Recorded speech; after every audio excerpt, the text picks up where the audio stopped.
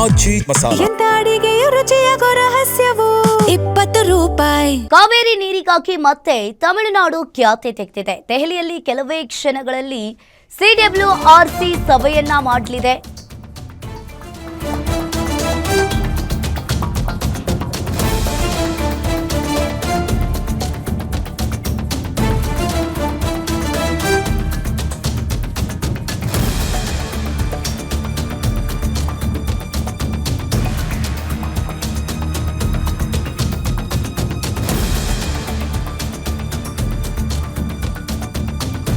ದೆಹಲಿಯಲ್ಲಿ ಕೆಲವೇ ಕ್ಷಣಗಳಲ್ಲಿ ಸಿಡಬ್ಲ್ಯೂಆರ್ಸಿ ಸಭೆಯನ್ನ ಮಾಡಲಿದೆ.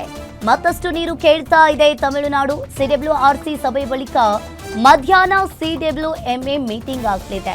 ಇನ್ನು ಕಾವೇರಿ ಜಲಾನಯನ ಪ್ರದೇಶದಲ್ಲಿ ಮಳೆ ಆಗ್ತಾ ಇರುವ ಹಿನ್ನೆಲೆಯಲ್ಲಿ ಸಿಡಬ್ಲ್ಯೂಎಂಎ ಆದೇಶದಂತೆ ನೀರು ಬಿಡ್ತಾ ಇರುವ ಕರ್ನಾಟಕ ಆದರೂ ಕೂಡ ಮತ್ತಷ್ಟು ನೀರನ್ನ ಕೇಳ್ತಾ ಇದೆ ತಮಿಳುನಾಡು. ಇನ್ನು ಜೂನ್ ಮತ್ತು ಜುಲೈ ಕೋಟಾದ ನೀರು ಬಿಡುವಂತೆ ಒತ್ತಡವನ್ನ ಹೇರ್ತಾ ಇದ್ದಾರೆ.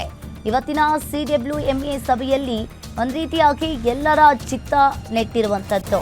ಇನ್ನು ಈ ಕಾವೇರಿ ಜಲಾನಯನ ಪ್ರದೇಶದಲ್ಲಿ ಮಳೆ ಆಗ್ತಾ ಇರುವ ಹಿನ್ನೆಲೆಯಲ್ಲಿ ಇವತ್ತು ಸಿಡಬ್ಲ್ಯೂಆರ್ಸಿ ಮೀಟಿಂಗ್ ಅನ್ನ ಮಾಡುತ್ತೆ. ತದನಂತರ ಸಿಡಬ್ಲ್ಯೂಎಂಎ ಮೀಟಿಂಗ್ ಅನ್ನ ಮಾಡಲಿದೆ.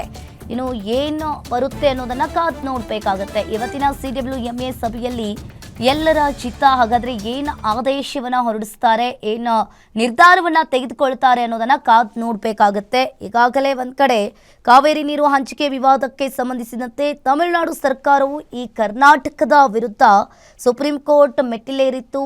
ಈ ಹಿಂದೆಯೂ ಕೂಡ ಕಾವೇರಿ ನೀರಿಗಾಗಿ ಕರ್ನಾಟಕದಾದ್ಯಂತ ಸಾಕಷ್ಟು ಪ್ರತಿಭಟನೆಯನ್ನ ಮಾಡಿದ್ರು.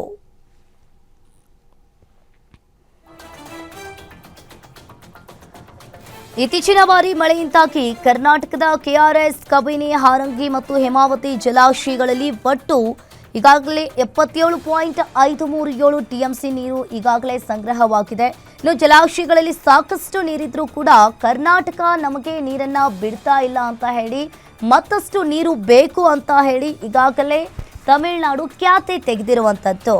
ಇನ್ನು ಕಾವೇರಿ ಜಲಾನಯನ ಪ್ರದೇಶ ನಮ್ಮದೇ ರೈತರ ಕೃಷಿ ಮತ್ತು ಕುಡಿಯುವ ನೀರಿಗೆ ಅಭಾವ ಇರುವುದರಿಂದ ಇಲ್ಲಿ ತಮಿಳುನಾಡಿಗೆ ಹೆಚ್ಚುವರಿ ನೀರು ಬಿಡುವಂತೆ ಈಗಾಗಲೇ ತಮಿಳುನಾಡು ಕೂಡ ಮತ್ತೆ ಖ್ಯಾತಿ ತೆಗೆದಿದೆ.